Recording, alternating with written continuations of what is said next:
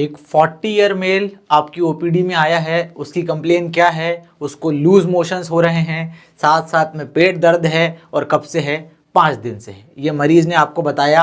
इतनी देर में आपके दिमाग में 15 चीज़ें दौड़ जानी चाहिए, और वो चीज़ क्या है? जैसे ही लूज मोशन सबसे पहली कंप्लेन उसने बोली, तो आपको पता होना चाहिए कि उसका जो लूज मोशन है वो ब्लड के साथ है कि बिना ब्लड के साथ है। ऐसा क्यों पूछना है भैया? क्योंकि दो चीज़ों में डिफ्रेंशिएट करना आना चाहिए कि ये डायरिया है कि डिसेंट्री या डिसेंट्री, जो भी आप बोलो वो है।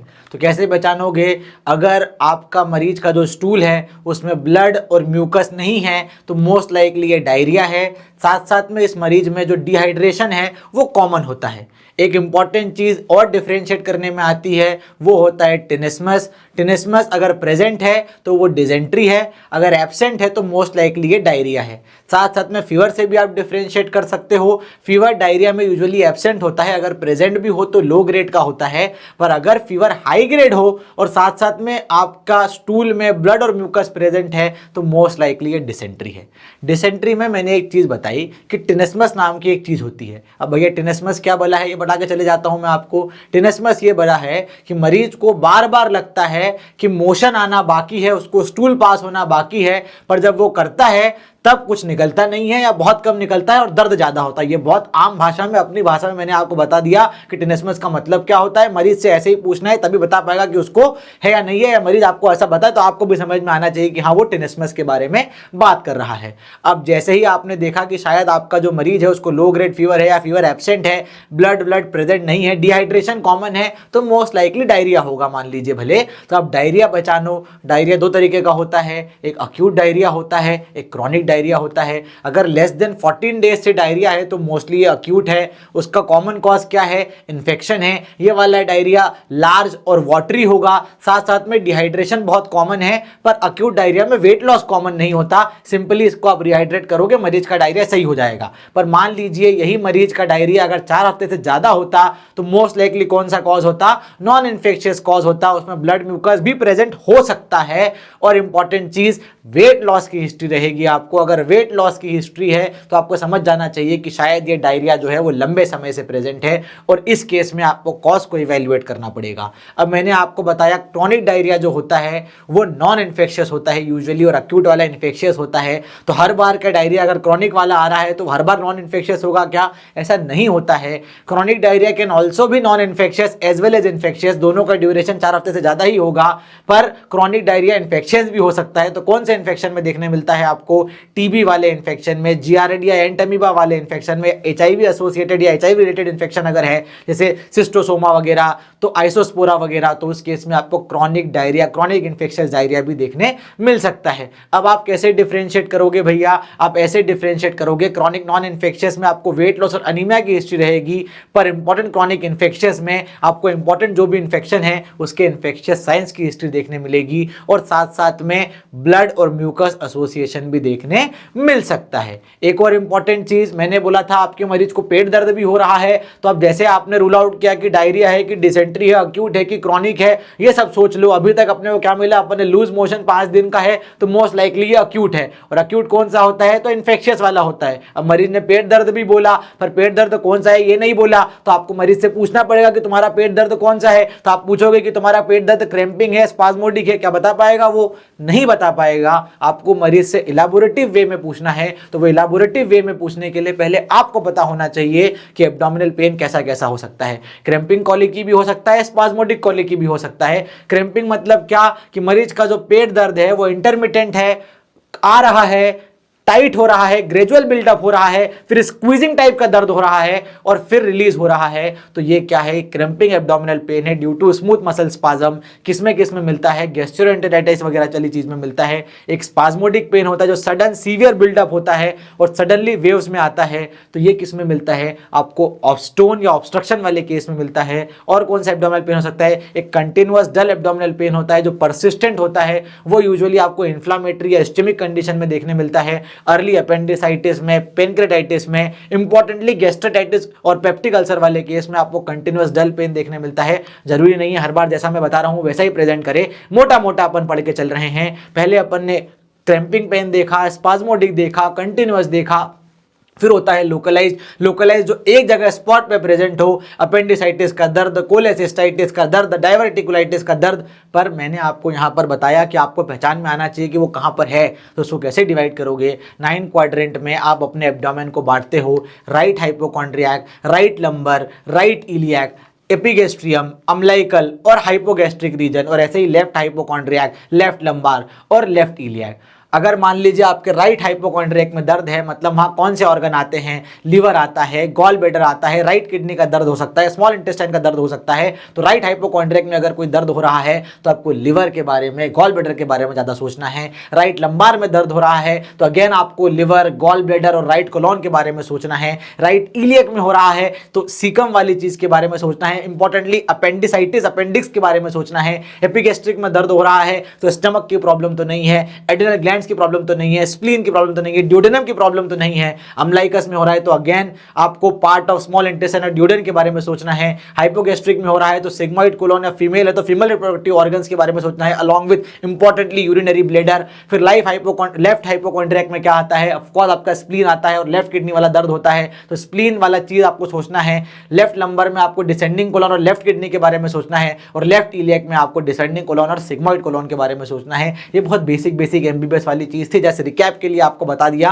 कि आपको पता रहे। तो लोकलाइज्ड पेन में अगर अपेंडिसाइटिस है तो उसका दर्द कहां होगा, तो राइट इलियक फोसा में होगा। कोलेसिस्टाइटिस है तो कहां होगा, तो राइट हाइपोकॉन्ड्रियाक में होगा। और डायवर्टिकुलाइटिस वाली चीज है तो मोस्ट लाइकली कहां होगा, तो लेफ्ट इलियक फोसा में होगा। तो आपको आपकी टेंडरनेस चेक करना है, मरीज को लेटाना है, लेटाने के बाद चेक करना है कि भैया दर्द कहां पर हो रहा है, जिससे आप अपनी डायग्नोसिस बना पाए। तो कौन कौन सा दर्द देखा, क्रैम्पिंग दर्द देखा, स्पाज्मोडिक दर्द देखा, कंटिन्यूअस डल लेकिंग पेन देखा, साथ साथ में लोकलाइज वाला दर्द भी देखा। उसके अलावा क्या होता है, डिफ्यूज जनरलाइज दर्द भी होता है जो वाइड स्प्रेड होता है, सिस्टमिक फीचर के साथ प्रेजेंट करता है। किसमें देखने मिलता है, तो गैस्ट्रोएंटेरिटाइटिस या मेसेंट्रिक स्टीमा में देखने मिलता है। फिर एक रिफर्ड पेन होता है। रिफर्ड पेन का मतलब क्या होता है कि जहां पर प्रॉब्लम है, जहां पर सोर्स है, उसके अलग जगह पर दर्द हो रहा है। कैसे, कहां, कैसे याद रखोगे, कौन से केस में होता है ऐसा। अगर गॉल ब्लैडर में प्रॉब्लम हो रही है तो भैया शोल्डर में भी प्रॉब्लम होती है। कमेंट बॉक्स में मैं चाहूंगा कि गॉल ब्लैडर में प्रॉब्लम है और शोल्डर में दर्द उठता है, कौन सा साइन कहते हैं इसको, अगर कमेंट बॉक्स में आपको लिखकर बताना है। वो ऐसे ही पेनक्रेटाइटिस का दर्द होता है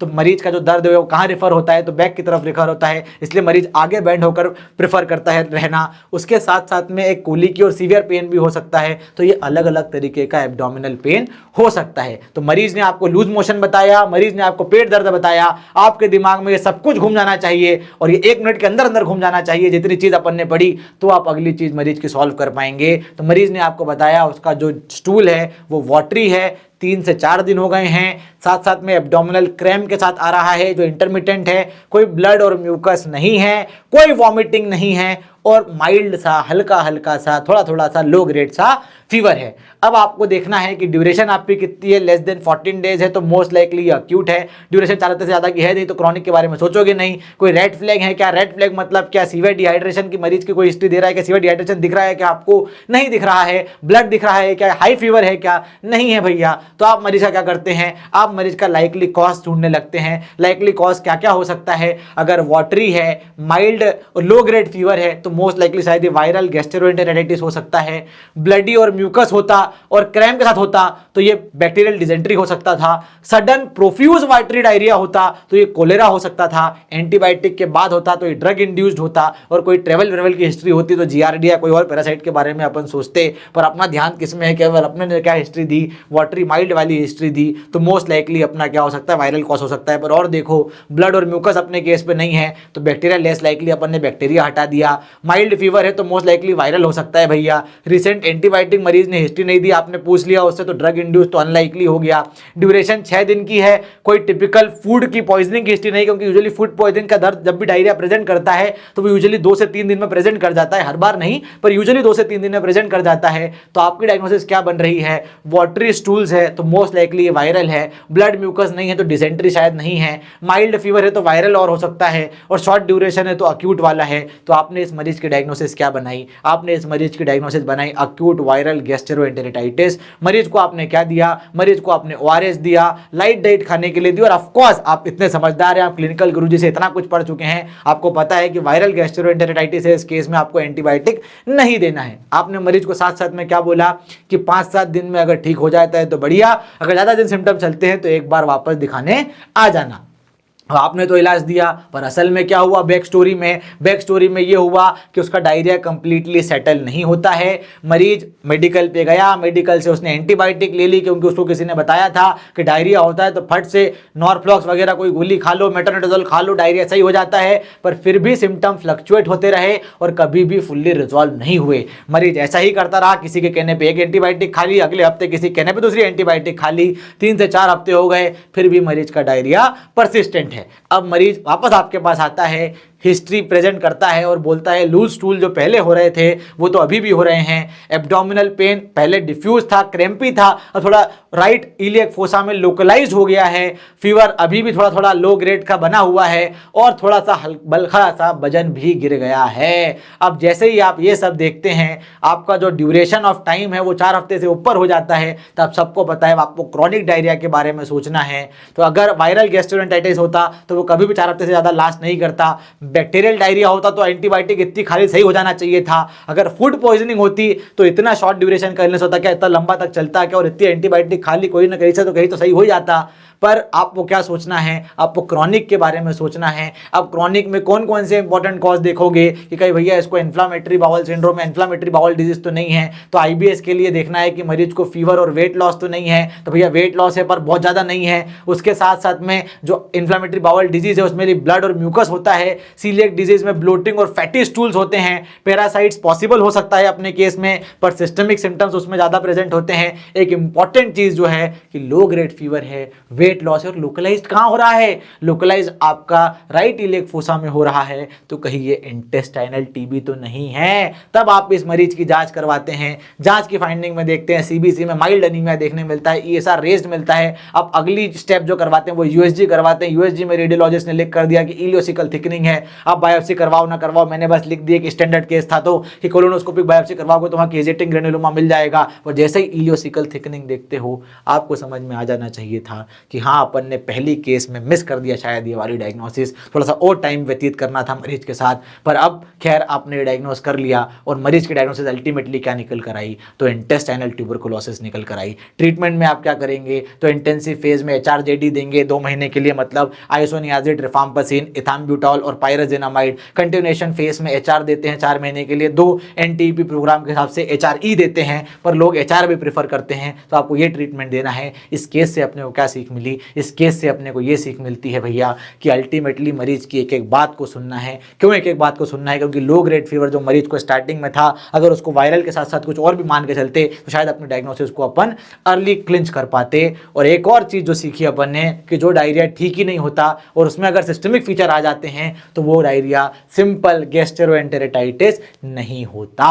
कमेंट बॉक्स में आपको लिखकर बताना है ये केस आपको कैसा लगा, और कंटिन्यूअस केसेस चाहिए हो तो आपको मोर केसेस लिखना है। और एक और इंपॉर्टेंट चीज, ऐसे बथेरे और ढेर सारे केस पड़े हैं अपने ऐप पे, मैंने चैप की लिंक डाल रहा हूं, आपको जाकर सारे केसेस देखना है।